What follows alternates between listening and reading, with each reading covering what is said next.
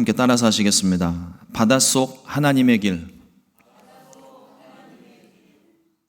한 번 더 하겠습니다. 바닷속 하나님의 길. 오늘 함께 봉독한 출애굽기 14장 21절로 25절의 말씀을 가지고 바닷속 하나님의 길이라는 제목으로 함께 말씀의 은혜를 나누겠습니다. 우리가 너무나도 잘 아는 말씀이 홍해바다가 갈라진 기적사건이죠. 예수 믿는 사람들뿐만 아니라 믿지 않는 사람들도 홍해바다가 갈라졌다는 얘기는 한 번 정도는 들었을 만큼 너무나도 유명한 사건입니다. 예전에 대학원에서 공부를 할 때 성서 고고학 시간이었는데 이 홍해바다 사건이 진짜인지 아닌지 이제 고고학자들이 관심을 갖고 막 찾는데 정말 그 홍해바다 바닥에 전차바퀴가 있고 뭐 그런 것들을 이렇게 영상으로 한번 제가 본 적이 있어요. 그래서 보아서 이게 진짜 그런 일이 있겠구나 생각을 하다가도 문득 드는 의심이 뭐냐면 저게 진짜 그때 그 바퀴일까? 그러나 특별한 이유가 없으면 그 홍해바다 한가운데 전차바퀴가 그렇게 많은 바퀴들이 존재할 이유는 하나도 없을 것 같아요. 그래서 그냥 믿기로 결단을 했습니다. 많은 사람들이 이 홍해바다 사건들이 정말 일어난 일인가, 또 많은 신학자들이, 과학자들이 그거를 증명해 보려고 많이 노력을 하고 있지만 사실 성경의 이야기들은요, 과학적으로 그 사건들이 일어날 수 있는지 없는지 그걸 증명해내는 게 아닙니다. 성경의 모든 기록은 하나님께서 행하신 일, 그래서 우리가 이거를 기적이라 말하잖아요. 기적이라고 하는 건 일반적이지 않다는 겁니다. 우리가 이거 믿음으로 받아들이게 될 때 하나님께서 우리 가운데 더 놀라운 은혜를 베푸실 줄로 믿습니다. 하나님께서 이스라엘 백성들을 홍해바다로 이끄셨어요. 광야 가운데로 끌어내시고 홍해바다를 제일 처음 만나게 되는데 항상 이 본문을 대할 때마다 제 마음 가운데 드는 생각은 그런 겁니다. 하나님이 왜 하필이면 홍해바다로 인도를 하셨을까? 애굽에서 나와서 좀 더 안전한 요새, 애굽의 군대가 쫓아올 것을 하나님이 아셨더라면 더 안전하고 단단한 요새 같은 곳을 준비하셔서 그곳에 이스라엘 백성들을 피하게 하셨으면 어땠을까 하는 생각을 항상 합니다. 문제를 만날 때마다 똑같은 질문을 해요. 하나님, 왜 하필이면? 왜 이런 문제를 만나게 하셨습니까? 이 방법 말고도 하나님 얼마든지 가능하신 일들이 많을 텐데 왜 하필이면 이렇게 하셨습니까? 문제를 만날 때마다 그 기도를 항상 하는 것 같아요. 그런데 문제가 해결되고 홍해바다를 건넌 후에 하나님께서 우리 가운데 행하셨던 일들을, 그 목적을 비로소 깨닫게 됩니다. 항상 그 전에는 몰라요. 당장 닥친 일들 때문에 너무 정신이 없어서 늘 하나님께 질문만 하죠. 원망하고 불평하는 소리만 합니다. 그러나 일이 지나가고 난 다음에 보면 항상 그때 하나님이 이렇게 하셨구나. 모든 문제들을 경험하고 어려움을 통과하고 난 후에 깨닫게 되는 것이 하나님께서 우리로 하여금 하나님만 의지하기를 원하고 계시는구나. 이것을 항상 깨닫게 됩니다. 그래서 아무것도 의지할 수 없는 곳, 오직 하나님 외에는 해결할 수 없는 홍해바다 가운데로 우리를 인도하시는 것 같아요. 동시에 추격자 애굽에게는 도무지 더 이상 접근할 수 없는, 접근했다가는 큰일 날 만한 사건들을 통해 위대하신 하나님 자신을 드러내시는 사건이었습니다. 오늘 그 극적인 효과와 반전이 있는 홍해바다 이야기를 통해서 우리가 이전에 알고 있었던 것 외에 또 다른 의미들로 함께 말씀의 은혜를 나누고 하나님의 구원을 선포하려고 합니다. 첫 번째로 뒤쫓아온 애굽의 군대를 한번 보겠습니다. 지금 이스라엘이 겪고 있는 이 상황은 그야말로 사면초가입니다. 홍해바다가 가로막고 있어서 더 이상 갈 수가 없어요. 근데 뒤를 돌아보니까 애굽의 군대가 쫓아오고 있습니다. 아니 뭐 옆에 길로 가면 되지 않을까요? 옆에 길도 여전히 가봐야 홍해바다가 이어지고 있고 뭐 간들 애굽의 군대가 못 쫓아올 리가 없습니다. 계속 쫓아오는 거죠.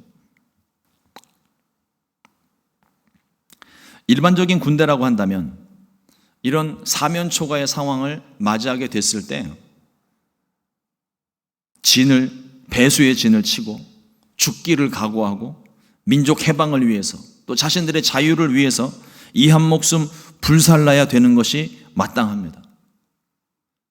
근데 이스라엘 백성들은 그렇게 하지를 않습니다. 뭐 그럴 힘도 없었고요. 그럴 군대도 없었습니다.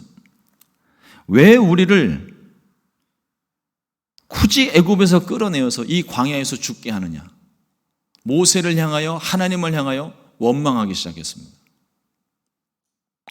출애굽기 14장 13절로 14절 말씀에 이렇게 기록을 합니다. 모세가 백성에게 이르되 너희는 두려워하지 말고 가만히 서서 야훼께서 오늘 너희를 위하여 행하시는 구원을 보라.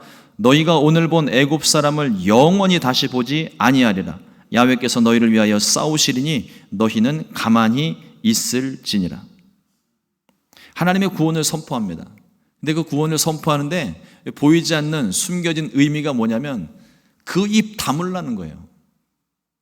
함부로 원망하고 불평하는 소리 하지 말고 그 입 다물고 가만히 있으라는 겁니다. 가만히 앉아서 하나님께서 구원하시는 거 보라고.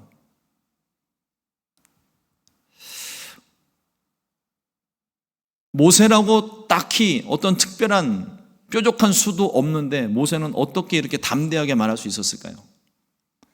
우선 첫 번째로는 하나님을 믿었기 때문입니다. 그리고 두 번째로는 이미 하나님께서 모세에게 약속하신 것이 있어요. 하나님은 이스라엘을 광야로 인도하신 목적을 모세에게 이미 알려주신 바가 있습니다. 출애굽기 14장 4절 말씀에 내가 바로의 마음을 완악하게 한즉 바로가 그들의 뒤를 따르리니 내가 그와 그의 온 군대로 말미암아 영광을 얻어 애굽 사람들이 나를 야훼인 줄 알게 하리라 하심에 무리가 그대로 행하니라. 하나님께서 모세에게 이 말씀을 하셨어요. 근데 이 말씀을 하실 때 동시에 바로의 마음이 정말 말씀처럼 완악하게 됩니다. 옛날 성경에는 강팍하게 됐다고 표현을 하는데 이게 고집스러운, 다시 그 이스라엘 백성들이 이 히브리 노예들을 풀어준 사실을 후회하면서 애굽의 모든 장자가 죽었는데도 불구하고 다시 마음이 완악해져서 그 내보냈던 히브리 노예들을 다시금 붙잡으려고 애굽의 군대를 보냈다는 거예요. 그래서 애굽의 군대를 보내어서 다시 잡아오게 했는데 기록을 보니까 선발된 병거만 600승. 옛날 우리 개역 개정판에는 특별 병거라고 되어져 있어요. 근데 개역 개정판에 선발된 병거라고 표현을 합니다. 뭔지는 몰라도 굉장히 무시무시한 병기였나 봐요. 특별히 요 600대만 따로 이야기를 한 걸 보면, 그리고 애굽의 모든 병거를 말과 병거들을 다 보냈습니다. 이스라엘 군대를 오기 위해서 애굽의 모든 군대가 총동원이 된 거예요. 그러니 이스라엘이 뒤쫓아온 애굽의 군대 숫자를 보고 두려워할 만도 합니다. 뭐 그들은 아무런 전쟁의 준비도 되어져 있지 않고 그냥 빨리 애굽에서 속히 나오라는 하나님 명령에 그냥 6월절 어린 양의 식사를 하고서는 바로 탈출을 감행을 했거든요. 그런데 하나님께서 이 모든 것을 알고 계셨습니다. 이미 하나님의 모든 계획 속에 있었다는 거예요. 바로 왕의 마음이 완악하여져서 다시 그 이스라엘 백성들 내보낸 히브리 노예들을 붙잡으라고 하는 것도 이미 하나님이 다 알고 계신 거예요. 모든 것을 하나님 계획 속에서 보고 계시고 그 모든 일들에 하나님께서 대처를 해주신 것입니다.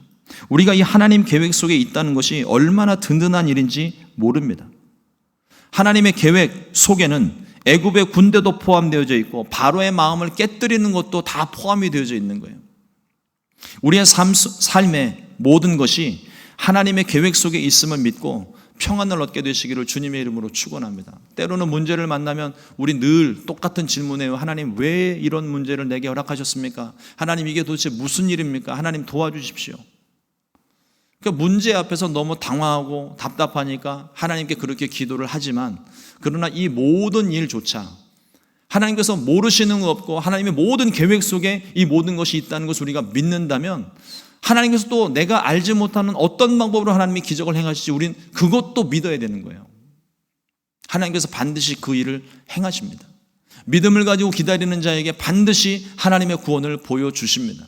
그러므로 어떤 문제 상황, 어려움 속에 있을지라도 여러분 그 마음이 연약해지지 않도록 더욱더 기도하고 믿음으로 굳게 주님을 붙잡게 되시기를 주님의 이름으로 축원을 합니다. 둘째로 놀라우신 하나님의 구원입니다.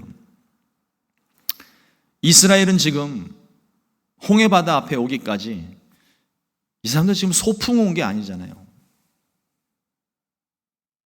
지난주와 어제 연이틀 교회학교와 또 그 청년들 위주로 애플피킹을 좀 다녀왔어요. 그 목적은 딱 하나입니다. 사과 따러, 포도 따고, 밥 먹고, 좋은 시간 가지려고 갔다 오는 거예요. 우리 구역장님들도 구역 식구들과 함께 그런 계획들 세우셔서 저희에게 알려주시면 교회에서 차량을 지원해 드리도록 하겠습니다. 좋은 자리에 가서 좋은 만남들 가지면 마음도 행복하고 좋잖아요. 근데 이 이스라엘 백성들은요, 지금 어디 광야 가운데 사과 따러 온 게 아니에요. 소풍 온 게 아니에요. 이들은 목숨을 걸고 애굽을 탈출한 겁니다. 하나님을 섬기기 위한 대사명을 받아서 그들이 떠나왔어요. 출애굽기 3장 12절 말씀에 하나님이 이르시되 내가 반드시 너와 함께 있으리라. 내가 그 백성을 애굽에서 인도하여 낸 후에 너희가 이 산에서 하나님을 섬기리니 이것이 내가 너를 보낸 증거니라. 하나님을 예배하러 나가는 길, 광야 가운데로 나가는 길, 그냥 지금 애굽의 노예로 있는 그 상황에서 다시 애굽의 노예로 있는 상황에서 벗어나서 자유함을 얻을 수 있다는 들뜬 마음에 이스라엘 백성들은 너무 쉽게 광야로 나온 것 같아요. 그저 애굽의 종살이에서 벗어나서 이제 자유다라는 마음만 가지고 있었습니다. 근데 하나님은 그들의 그 마음도, 이스라엘이 가지고 있는 그 마음도, 너무 편안한 것만 생각하는 그 마음도 하나님은 깨뜨리셔야만 합니다.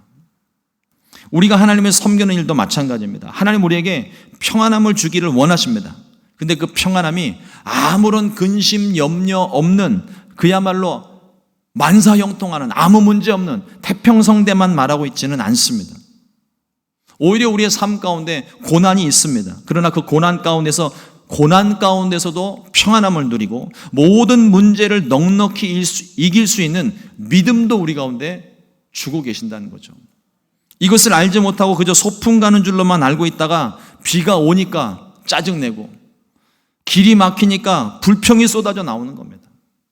이스라엘 백성들이 하나님의 인도하심을 따라 정말 우리 야훼 하나님이 살아계시는구나, 그리고 그들이 큰 기대감을 가지고 정말 편안한 마음으로 광야 가운데 나왔는데 그들을 기다리고 있는 것은 광야였고 홍해바다였어요. 문제가 닥치니까 당장에 이 사람들의 마음이 벌써 돌아서잖아요. 왜 우리를 끌어내서 이 광야에서 죽게 하느냐. 애굽에서 고된 일을 하고 집에서 쉬면서 뜯어먹던 그 고기가 그립고 고기 국물이 그립고 편안하게 잠잘 수 있는 그곳이 있는데 왜 우리를 굳이 이곳까지 끌고 나와서 광야에서 이처럼 생고생을 시키느냐고 모세를 원망하고 하나님을 원망하잖아요. 우리가 내가 생각하고 계획하던 일들이 계획대로 되지 않을 때 마음이 순간적으로 막 어지럽게 됩니다. 혼란스럽게 돼요. 그때 우리의 마음을 지킬 수 있어야 됩니다. 내 계획대로 되지 않을 때 막 짜증지수 올라가잖아요. 근데 옆에 와서 누가 농담처럼 한마디를 했는데 그 농담이 농담처럼 들리질 않는 거예요. 그러면 싸우는 거죠. 벌써 내 마음에 평안이 깨져버린 겁니다. 이런 고난이 찾아올 때 당장에는 우리가 조금 흔들릴 수 있습니다. 그러나 다시 정신 차리고 하나님께서 이 문제를, 그냥 우리의 질문이 항상 이렇게 돼야 되는 거예요. 하나님 이 문제를 왜 우리에게 주셨어요? 도대체 왜 그러십니까? 라고 불평하고 짜증 섞이는 질문이 아니라 하나님 왜요? 왜 이걸 내게 허락하셨습니까? 무엇을 원하십니까? 우리의 질문이 바뀌어야 된다는 겁니다. 그러면 하나님께서 이것을 허락하신 분명 목적이 있을 텐데 우리가 그것을 생각하면 그 목적을 발견하려고 말씀을 찾고 기도하고 하나님의 뜻을 구한다는 거죠. 그러면 하나님께서 우리 가운데 깨닫게 하시는 것이 있습니다. 그걸 얻게 하시려고 우리 가운데 때로는 고난도 환난도 허락을 하시는 거거든요. 하나님은 애굽의 바로 왕의 완악한 마음도 깨뜨리셔야 했고, 소풍 가는 줄 알고 긴장 없이 가는 이스라엘도 깨뜨리셔야 됐고, 너무 두려운 마음에 원망하고 불평하는 소리도 잠재우셔야만 했습니다. 무엇보다 하나님이 야훼이심을 온 세상이 알아야만 했습니다. 이 모든 일을 한꺼번에 해결할 수 있는 곳이 홍해 앞바다였다는 거예요.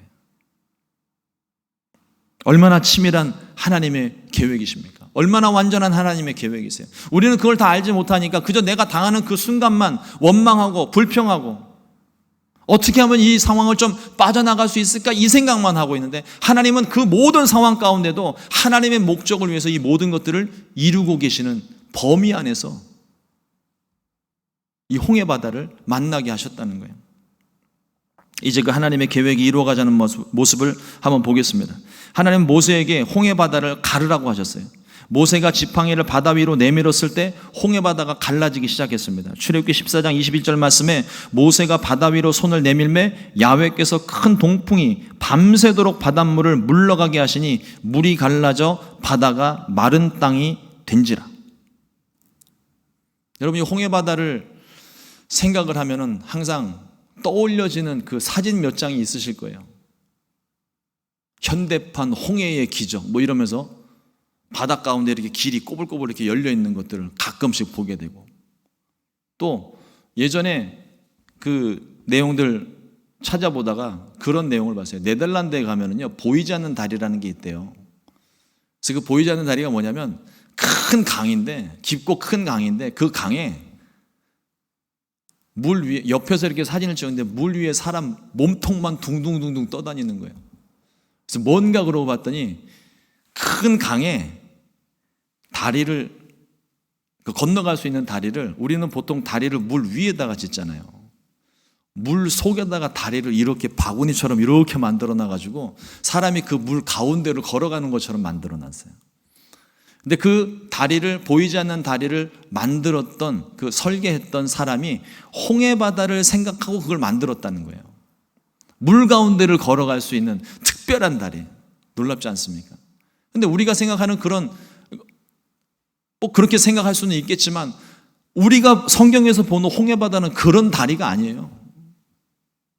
밤새도록 동풍이 불어서 물이 갈라지는 수준이 아니고, 우리 한국에도 보면 현대판 홍해의 기적이라면서 우리에게 잘 알려져 있는 것이 그 전라남도 진도에 가면은 신비의 바닷길이라고 그래요. 4월 달에 항상 이 밀물과 썰물이 이렇게 쭉 나뉘게 되면서 그 가운데 저쪽 반대편 섬으로 건너갈 수 있는 길이 이렇게 열려요. 사진 아마 다들 한 번쯤은 보셨을 거예요. 근데 이건 홍해의 기적도 아니고 아무것도 아니에요. 그냥 질퍽질퍽한 땅을 걸어가는 거죠. 갈라지기는 했지만 밀물과 썰물의 차이로 퇴적물이 쌓인 곳에 길처럼 보이는 것 뿐입니다. 이걸 전문 용어로 찾아보니까 해할이라고 하는데, 바닷가 주변에 이런 일들이 종종 발생을 하는 거예요.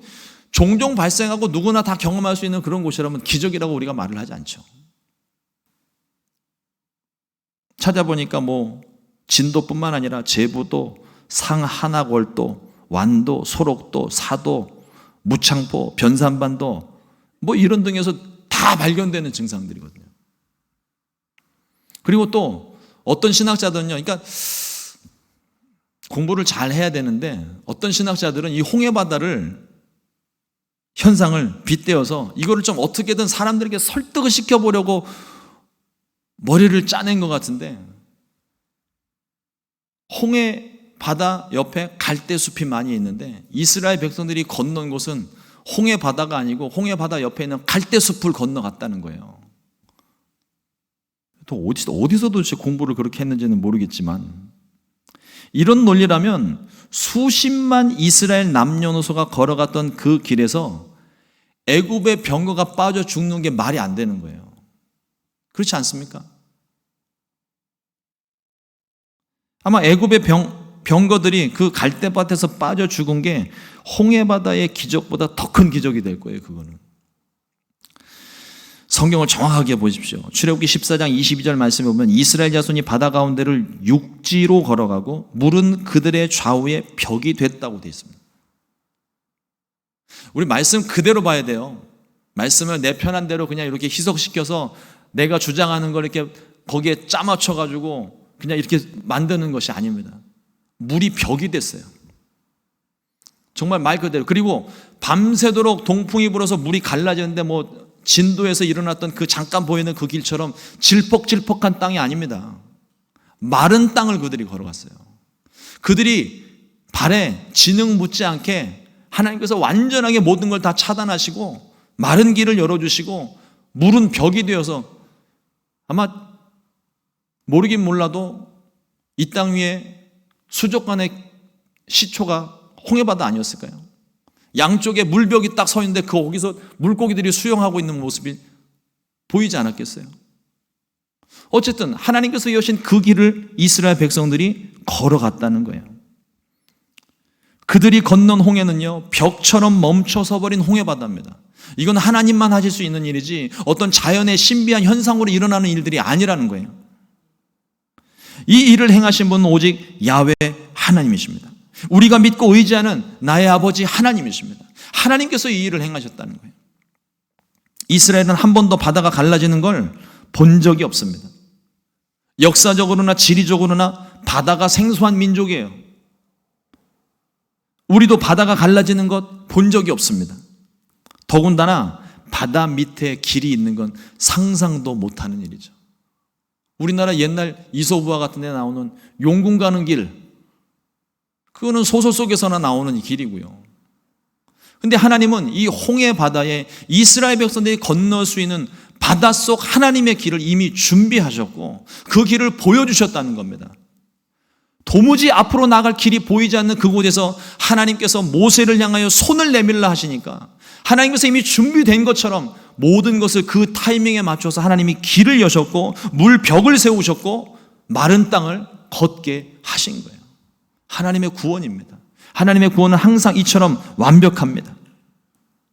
하나님은 이 세상 어느 누구도 경험하지 못한 방식으로 자신이 야훼 하나님이심을 늘 나타내시는 분이세요. 행하십니다. 그래서 우리는 이걸 기적이라고 말을 하는 거예요.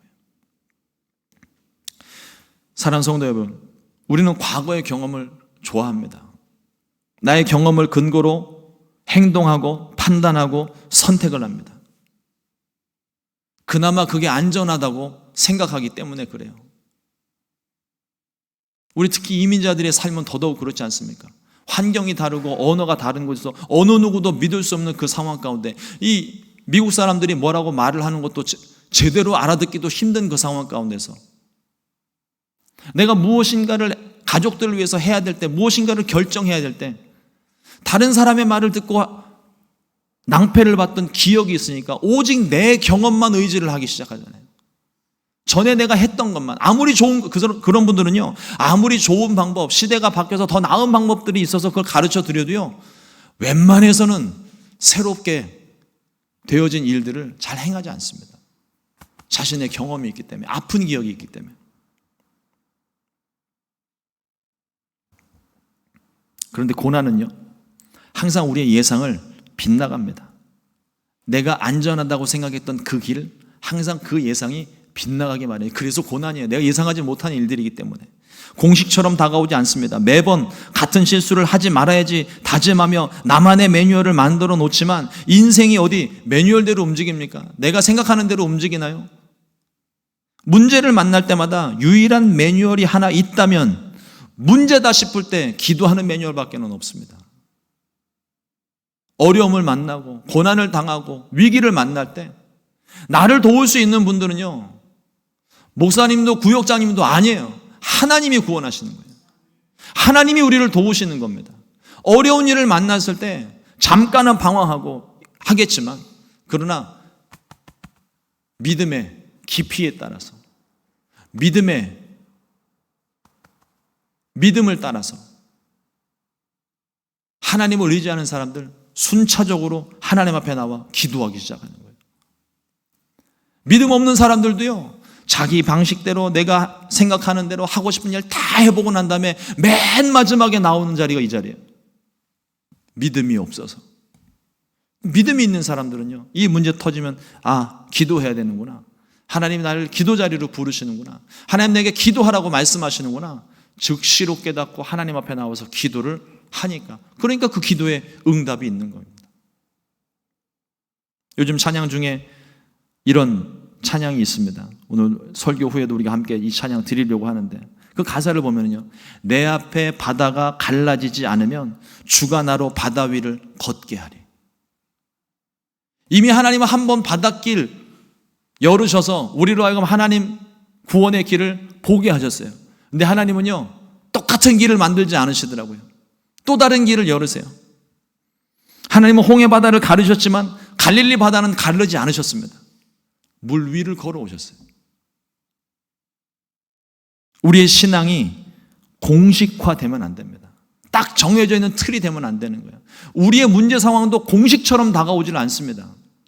근데 그 공식처럼 다가오지 않는 걸 내가 공식적으로 그걸 공식처럼 그걸 풀려고 한다? 우리가 가진 공식은 딱 하나밖에 없어요. 문제 터지면 기도하는 거.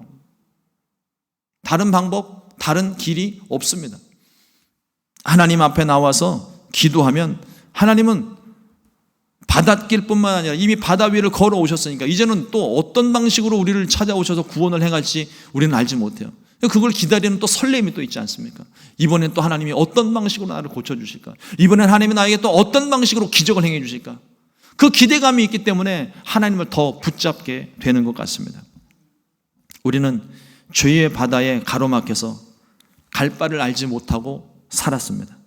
도저히 우리의 힘으로는 건널 수 없는 강이었습니다. 그러나 예수님께서 자신의 육체로 성전의 휘장을 찢으심같이 우리 앞에 죄의 홍해 바다를 갈라버리셨습니다. 가르시고 새로운 길, 바닷속 하나님의 길을 열어주셨습니다. 그리고 이제는 우리의 모든 환경의 문제도 우리가 주님 앞에 나와서 기도할 때마다 그 모든 환경의 길들을 열으시고, 가로막혀져 있는 줄 알았는데 그곳에 하나님께서 길을 여시고 하나님의 구원의 길을 여시고 환경문을 활짝 여셔서 우리 가운데 은혜를 베풀어 주시는 것입니다.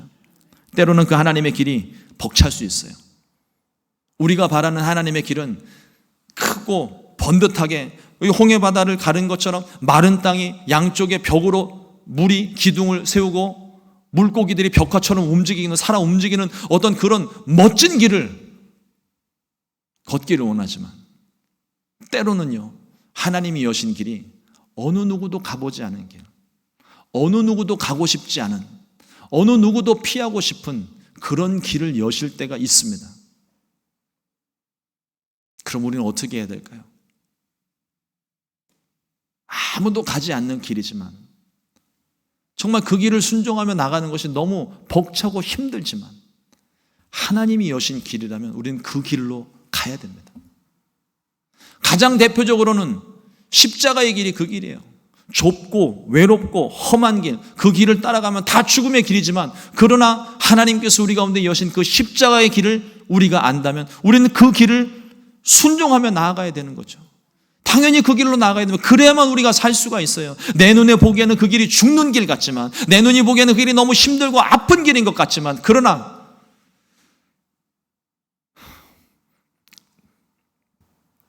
주님이 여신 길이라면 우린 그 길을 가야 되는 겁니다. 그게 믿음의 길이고 그게 순종의 길입니다. 상상할 수 없는 길을 믿음으로 바라보고 감당하기 어려운 길을 믿음으로 순종할 때, 그때 기적이 일어납니다. 불가능하던 생각들이 가능해지기 시작하고 보이지 않던 길이 열려지기 시작합니다. 이것이 지금은 보이지는 않으나 이제 곧 열려질 바닷속 하나님의 길입니다. 바다뿐만 아니라 하늘이든 땅이든 산 위에든 바닷속이든 어디든지 하나님은 길을 만드시는 분입니다.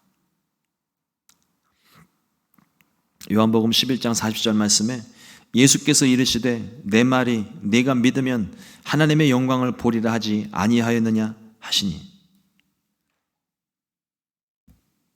믿으면 기적을 보게 됩니다.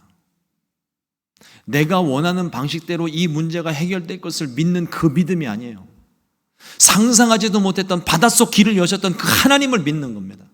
그 하나님을 믿으면 하나님은 어느 곳에서든 길을 여실 수 있고 어떤 상황에서든 우리를 구원하실 수 있습니다. 하나님의 영광을 보게 될 것입니다. 하나님은 오직 우리가 하나님 한 분만 의지하기를 원하십니다. 헛된 것 의지하지 말고 쓸데없는 곳에 시간 낭비하지 말고 나를 믿으라 말씀을 하십니다. 보이지 않는 길을 드러나게 하신 사건이 우리가 오늘 본 홍해바다의 기적입니다. 감추어진 길을 보게 하시는 것, 이것이 하나님께서 우리 삶에 여시는 피할 길이고 은혜의 길입니다. 어디서든 주님께서 여시는 그 길에 믿음으로 순종하여 날마다 승리를 경험하는, 날마다 기적 속에 살아가는 저와 여러분 되기를 주님의 이름으로 축원합니다. 기도하겠습니다.